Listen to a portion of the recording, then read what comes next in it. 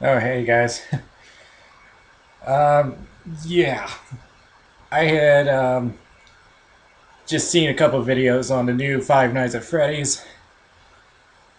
It caught me off guard. Okay, so let me explain what is going on.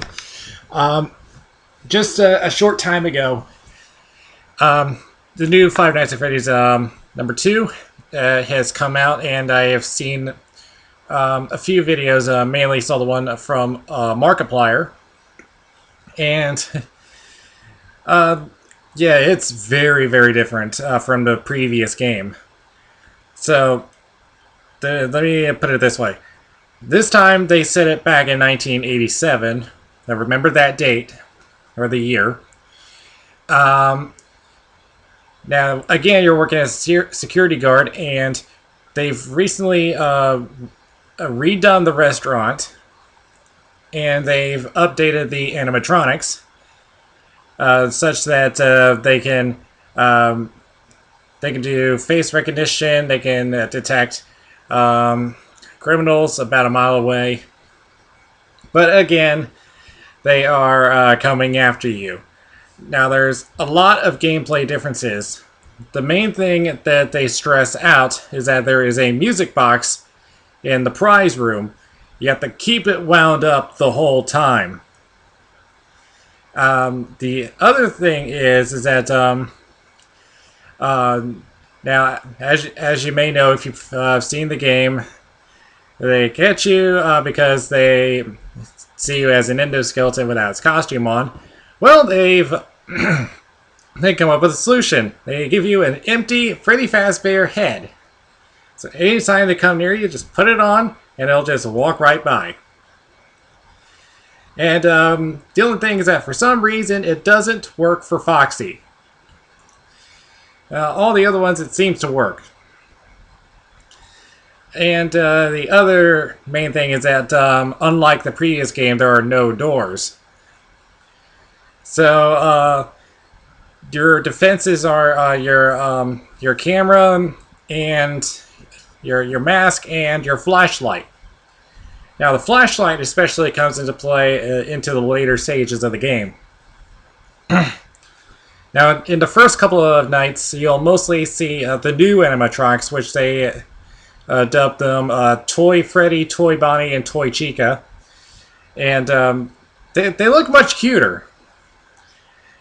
Though when I saw the jump scares for each of them, Bonnie is not so bad. You're being captured by cuteness. Toy Chica, on the other hand, um, when she catches, she looks like a zombie Miss Pac-Man. Um, Now, what especially caught me off guard is that I wasn't sure what the music box was for, but I had learned why. If that music box is turned off for too long, you kind of hear this Jack in the Box music, and then this. I thought it was just. It had like the image of a clown, but we call it the marionette. He jumps right at you. The first time I saw it, I was like, what the hell was that thing? Yeah, that was the one that caught me off guard the most. I had no idea what it was. But that spelled out the importance of that music box. What else? Oh, and a couple of new characters in the game. One of them is Balloon Boy. Now he does not attack you, but if he gets into your office, you can't use the flashlight, so you're pretty much screwed. And yeah, the mask works on him too. And the other one is kind of looks similar to Foxy, but they call this one Mangle. According to the guy on the phone, they wanted to make a new and improved Foxy, but they kind of gave up on it, so they kind of just left it to be like a take the pieces off, put it back on kind of thing for the toddlers. Now,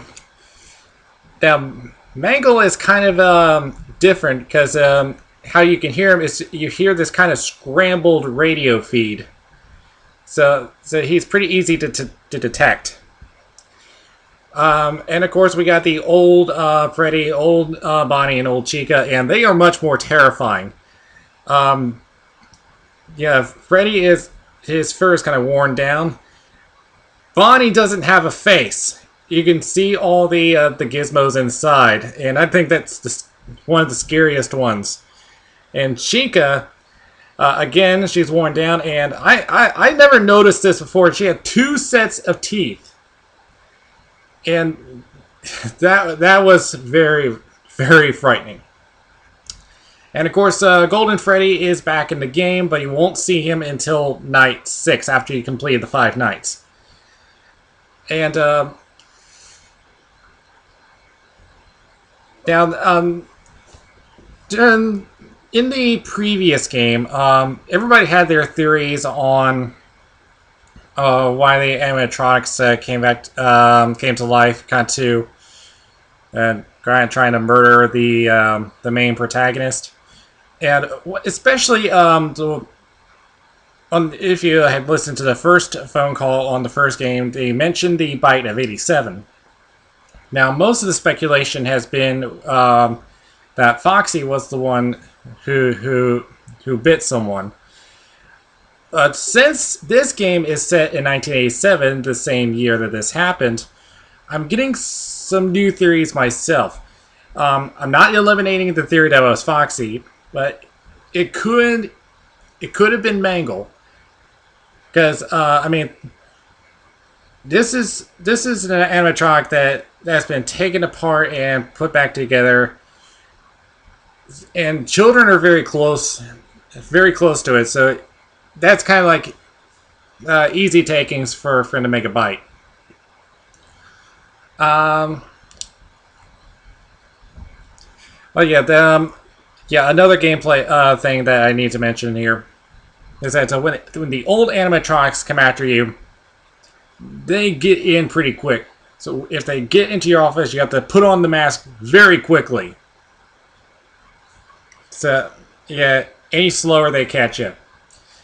And the other way to slow them down is to flash your flashlight at them. Something about a system reset, because the older animatronics seem to be disoriented by bright lights. So overall, very scary game. Is it better than the first? That's up for debate. It is much harder though, so you're going to be jumping in your chair for a little while. Okay, so I've talked 8 minutes about Five Nights at Freddy's. I swear, that's how good this game is. Now, last week, during my show, my failed news segment, I mentioned a sting operation in New Jersey. They had set up a sting operation for traffic because there's a pedestrian walkway, which cars have driven through without yielding to pedestrians. Well, the police department had a kind of a unique way of doing this. They had someone in a Donald Duck costume stand there and try to have him cross the street. A lot of drivers didn't yield to him, so as a result, they ended up getting a ticket. And these are $230 tickets. And some people are complaining about it. Someone thinking that it was just a crazy guy on Halloween. And here, there's another one that said that the duck scared her. But the law says that you have to stop for pedestrians no matter how they're dressed. But to be honest, I do like the costume. Let's see. And last thing I need to mention, again, there's not much going on in furry fandom today. If you remember last year, I had mentioned that Hulu had done an original series called Behind the Mask, where they had followed 4 different mascots, and well, they're doing another season. Now, one of the performers from last season is returning. He is Chad Spencer, who plays Tux from the Wilkes-Barre Scranton Penguins in the American Hockey League. The three new ones they're going to be having. We have a freelance performer called Chris Hall, who is autistic. So that's one I'm watching because I've mentioned before I am on the autistic spectrum. On the mild side, I have Asperger's syndrome, so that's one I want to keep an eye on there. We have a high school performer called I hope I say this right, Neve Baker, who is from Gilbert, Arizona High School, and her character is the Tiger. Yeah, very original. But the major league one they're going to have is called Joel Zime, who plays Lucille of the San Francisco Giants, and I wonder when they did this because the Giants did win the World Series this year, so um, I currently do not know when this is going to start streaming on Hulu, but we'll keep an eye on that.